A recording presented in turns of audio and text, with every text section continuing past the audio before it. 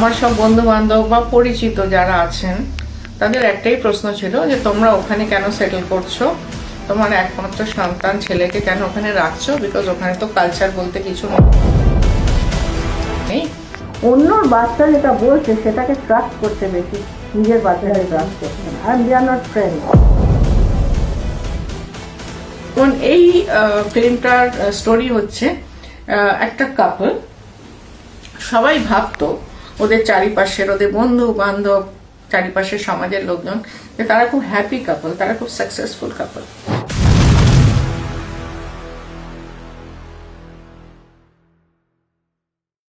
মুখোমুখি রিয়াতে আজ আমরা পেয়ে গেছি একজন লেখিকা, প্রবাসী বাঙালি তিনি। বাংলার প্রতি তার ভালোবাসা বারবার তাকে এই বাংলার বুকে টেনে আনে। তার লেখনীর মধ্যে সামাজিক এবং বাস্তব চিত্র ফুটে ওঠে। বিভিন্ন সামাজিক আলাদা আলাদা জিনিস তার লেখনীর মধ্যে এবং তার ফিল্ম, বর্তমানে শর্ট ফিল্মের মধ্যেও কিন্তু তিনি তুলে ধরছেন। ঠিকই ধরেছেন, সকলের প্রিয় লেখিকা পদ্মিনী দত্ত শর্মা দিদিকে আমরা আজকে পেয়ে গেছি। চলুন ওনার সাথে কথা বলে নেব, খুঁটিনাটি বিভিন্ন বিষয় আজকে ওনার সাথে আলোচনা করে নেব। দিদি, আপনাকে স্মাইল ইন্ডিয়া নিউজ বাংলায় অনেক স্বাগত। লেখিকা হিসেবে আপনার যে পথ চলা শুরু, সেই সম্বন্ধে আমাদের দর্শকদের যদি কিছু বলেন। আমি আমার কেরিয়ার স্টার্ট করেছিলাম অ্যাজ এ জার্নালিস্ট, একটা খুব রিনাউন্ড নিউজ পেপার কলকাতাতে। বেশ কিছুদিন কাজ করার পরে আমি রিয়েলাইজ করলাম যে আমি যদি নিজস্ব কিছু করি এবং আমার যে থটসগুলো যেগুলো আছে, যেগুলো আমি অন্যদের হয়ে কথা বলি, সেটা না করে আমি যদি আমার কিছু কথা মানুষের কাছে বলি এবং সেগুলো যদি আমি বুক ফর্মে তুলে ধরি, তাহলে অনেক বেশি মানুষের কাছে আমার চিন্তাধারাটা আমি পৌঁছতে পারবো। তো সেই কারণেই আমি বই লেখাটা স্টার্ট করলাম। তো আমার প্রথম বই স্পাইস আপ ইওর ম্যারেজ 2012-তে পাবলিশড হয়। আমার প্রত্যেকটা বই সোফার 17টা বই পাবলিশড হয়েছে world wide, printed, edited and distributed by Amazon incorporation USA। তো এই 2012-তে আমি এই প্রথম বইটি আমার পাবলিশড হয় এবং আজকে আপনারা শুনলে ভীষণ খুশি হবেন যে 10,000 ওপরে copy sold and 4th addition চলছে এটার। তো একদমই আমরা রিসার্চ করে দেখেছি যে দিদির বহু অনেক সেরা সেরা বই আছে, তার মধ্যে অন্যতম কিন্তু the spice of your marriage and the eternal Quest. তো এই সম্বন্ধে আমরা দর্শকদেরকে দিদির মুখ থেকেই একটু বলতে বলবো এই বইগুলো সম্বন্ধে। এই বইটা লেখার পেছনে একটা বিশেষ কারণ হলো, আমি যতবারই US থেকে ইন্ডিয়াতে আসতাম, আমার সব বন্ধু বান্ধব বা পরিচিত যারা আছেন তাদের একটাই প্রশ্ন ছিল যে তোমরা ওখানে কেন সেটেল করছো, তোমার একমাত্র সন্তান ছেলেকে কেন ওখানে রাখছো, বিকজ ওখানে তো কালচার বলতে কিছু নেই, ওখানে ফ্যামিলি ভ্যালুস বলতে কিছু নেই, ওখানে স্বামী স্ত্রীরা ছাড়াছাড়ি হয়ে যান, বাচ্চারা ভীষণভাবে সাফার করে। তো আমি এই ভুল ধারণাটা বেসিক্যালি ভাঙার জন্য, যারা কখনো ওখানে যাননি বা যাওয়ার সুযোগ হয়নি, তো তারা একটা হিয়ার্সের ওপরে একটা ভ্রান্ত ধারণা একটা কমিউনিটি সম্বন্ধে পোষণ করছেন, যেটা ঠিক নয়। তো সেই কারণেই আমি ডিফারেন্ট পেয়ার্স বা couples, married, unmarried, divorcee, single, আমি সবারই সঙ্গে কথা বলে এই বইটা বেসিক্যালি চ্যাপ্টার ওয়াইজ দিচ্ছি এবং সেটার মাধ্যমে আমি এটাই দেখাতে চেয়েছি যে ডিভোর্স যে কথাটা, ডিভোর্স কেন বেড়ে যাচ্ছে তার ডিফারেন্ট, আমি শুধু রিজনস দিইনি, সেটাকে কি করে সে সমস্যার সমাধান করা যায় আমি সেটাও, এমন ফার্স্ট হ্যান্ড ইনফরমেশন ইন্টারভিউ নিয়ে কিন্তু আমি বোঝানোর চেষ্টা করেছি যে ডিভোর্স যেটা হচ্ছে সেটা কিন্তু শুধু একটি ছেলের বা একটি মেয়ের উপরে নির্ভর করে না, এটা কিন্তু দুজনের একটা যৌথ উদ্যোগ, ইট ইজ আ পার্টনারশিপ। তো সেটাকে যদি আমরা দুজনেই, একটি ছেলে এবং একটি মেয়ে যদি এটাকে প্রপারলি নার্চার করে, তাহলে কিন্তু ডিভোর্সের সংখ্যাটা, weather it is United states of America or it is India, ব্যাপারটা কিন্তু আমরা অনেকটাই কমিয়ে আনতে পারবো।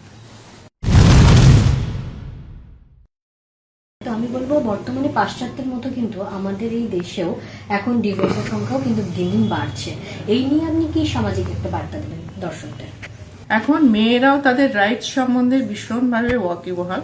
আমাদের শুধু রেসপন্সিবিলিটিস নেই, আমাদের কিছু রাইটসও আছে এবং ওদের মনে হয়েছে যে আমাদেরকে ভীষণভাবে দিনের পর দিন এক্সপ্লয়েট করা হচ্ছে। এই এক্সপ্লয়েটেশন থেকে বাঁচার একটাই উপায় হচ্ছে টু সেপারেট। আমি যেটা দেখছি যে ছেলেদের ক্ষেত্রে তো কোনো ল নেই, ছেলেদের বাঁচারও কোনো উপায় নেই। তো অ্যাকচুয়ালি নিভৃতে নির্জনে ছেলেরাই কিন্তু সাফার করছে। আমি এটা বহুবার ধরেই এই কথা, একই কথা বলে আসছি। মেয়েরা যেটা দেখায় যে তারা ভীষণভাবে এক্সপ্লয়েটেড, কিন্তু আমি এখন অব্দি কোথাও দেখিনি যে মেয়েরা ইন দ্য রিয়াল সেন্স, হয়তো কিছু ক্ষেত্রে ডেফিনেটলি হয় এক্সপ্লয়েটেড হয়, কিন্তু সব ক্ষেত্রেই যে মেয়েরা এক্সপ্লয়েটেড হয় এবং সব ক্ষেত্রেই প্রত্যেকটা ছেলেকে বলা হয় either is a gambler or is a rapist or is a womaniser, this is not true. আপনার বেশিরভাগ লেখনের মধ্যে আমরা দেখছি সামাজিক সম্পর্ক সচেতনতার বহিঃপ্রকাশ হয়, এর উৎসটা কি দিদি? আমি যেটা মনে করি যে আমরা যেই সমাজে আছি সেই সমাজে কিন্তু আমরা যদি সবাই একটু সুস্থভাবে বাঁচতে পারি তাহলে কিন্তু আমাদের যে নেক্সট জেনারেশন আছে তারাও কিন্তু একটা হেলদি লাইফ লিড করতে পারবে। এবং আমার কাছে কিন্তু শুধু সামাজিক বার্তা এরকম নয়, আমি কিন্তু অনেক সময় এটিপিক্যালও কিছু কমেন্টস করে থাকি বা কিছু আমার নভেলস বা স্টোরিজেও এটাও আমি দেখিয়েছি, যেটা একটা মূল বার্তা হচ্ছে যে প্রেম কিন্তু যে কোনো বয়সে, যে কোনো পরিস্থিতিতে, যে কোনো মানুষের জীবন আসতে পারে। যদি প্রেম এসে দরজায় নক করে তাহলে তাকে ফিরিয়ে দিও না। দিদির মুখ থেকে অনেক সুন্দর সুন্দর আমরা কথা শুনলাম। তো দিদি যেমন লেখিকা, তার সাথে সাথে কিন্তু তিনি শর্ট ফিল্মও প্রডিউস করেন, তার সেখানেও কিন্তু তার আকাশচুম্বী সব সফলতা, সেই নিয়ে দিদির মুখ থেকে কিছু শুনে নেবো আমরা। আমার রিসেন্ট যে ফিল্মটা হয়েছে এটা 4 নম্বর ফিল্ম আমার। ফিল্মটির নাম হচ্ছে ব্ল্যাক কোট। এখানে একটু বলি, সবাই এই ফিল্মগুলোকে ছবি ছবি বলে, তাতে আমার খুব আপত্তি। এটা ছবি নয়, দিস ইজ ফিল্ম। অ্যান্ড এটা করতে কিন্তু খুব পরিশ্রম লাগে। একটা শর্ট ফিল্ম করতে কিন্তু কনসেন্ট্রেশন অনেক বেশি লাগে, বিকজ এখানে কিন্তু আমরা আমাদের যারা অডিয়েন্স আছে তাদের মাইন্ডটাকে ডেভিয়েট করার জন্য বা সময় কিল করার জন্য নাচ গান দিয়ে ভরাতে পারি না। My message has to be direct and straight to the audience. তো সেটাকে আমার ফোকাসটা অনেক বেশি লাগে। তো এই 4 নম্বর ফিল্মে আমি এটাই দেখেছি, নাম হচ্ছে ব্ল্যাক কোট। কোটের বানান QUOT, নট COAT। এখানে একটা টুইস্ট আছে গল্পতে। আমার এই ফিল্মটার বক্তব্য হচ্ছে there is a lot of difference between apparent and reality. আমরা নেকেড আইতে চোখের সামনে যেটা দেখি সেটা কিন্তু বেশিরভাগ সময় কিন্তু সত্যি হয় না। যেমন এই ফিল্মটার স্টোরি হচ্ছে একটা কাপল, সবাই ভাবতো ওদের চারিপাশের, ওদের বন্ধু বান্ধব, চারিপাশের সমাজের লোকজন, যে তারা খুব হ্যাপি কাপল, তারা খুব সাকসেসফুল কাপল, বিকজ তারা পাবলিকলি সেইভাবে একটা display of affection, display of love করতো। কিন্তু ব্যাকগ্রাউন্ডে যে কি হচ্ছে সেটা একমাত্র মেয়েটিই জানতো। তো সেই ব্যাকগ্রাউন্ডে কি চলছে সেটা নিয়ে দেখানো স্টোরি। এবং লাস্টে একটা ভীষণ সুন্দর টুইস্ট আছে, যেটাকে আমি বলি এম্পাওয়ারমেন্ট অফ উইমেন। তো বইটাকে একটু কষ্ট করে দেখতে হবে। এই বইটা কিন্তু প্রচুর অ্যাওয়ার্ডস অলরেডি নিয়ে এসছে। And I am grateful to god যে আমি এখানে best screen play writer female অনেকগুলো অ্যাওয়ার্ড অলরেডি পেয়ে গেছি। নতুন বাবা মাকে আমার দেওয়ার মতন অনেকগুলো বার্তা আছে। আমার 5th বইটা হচ্ছে, এটা হচ্ছে ফার্স্ট যে বইটা স্পাইস আপ ইউর ম্যারেজ, তারই সিকুয়েল হচ্ছে how to become best parents. ঠিক আছে, তো আমি যেটা দেখেছি সেটা হচ্ছে পেরেন্টসরা তাদের বাচ্চাদের সম্বন্ধে ভীষণ ক্রিটিক্যাল। রাইট।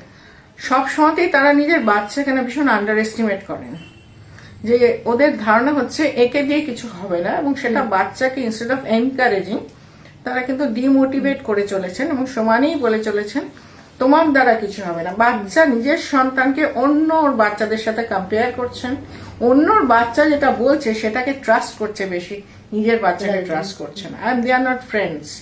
দেখো, আমি যেটা দেখেছি যে আজকালকার বাবা মা, স্পেশালি বাবাদের তো ধরো টাইমই নেই, ওরা জানেও না কোন সেকশনে তার বাচ্চা পড়ে, ভেরি আনফর্চুনেটলি সো।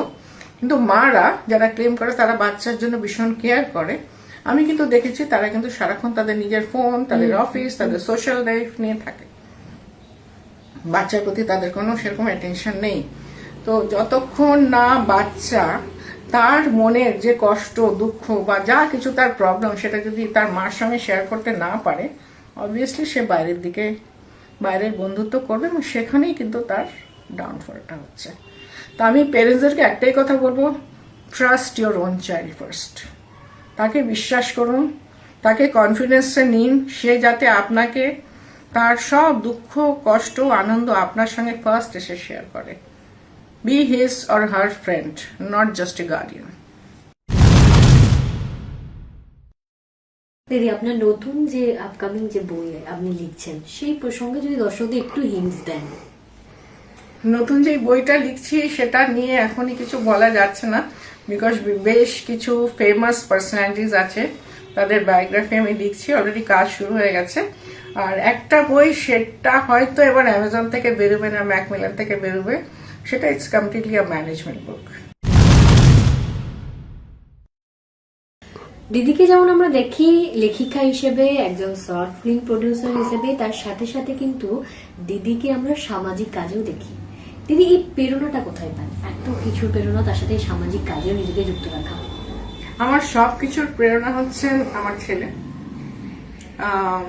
সবাই কিন্তু বলে, প্রত্যেকটা গার্জেনের একটা কথা, যে আমি আমার ছেলেকে এই শিক্ষা দিয়েছি, এটা শিখিয়েছি।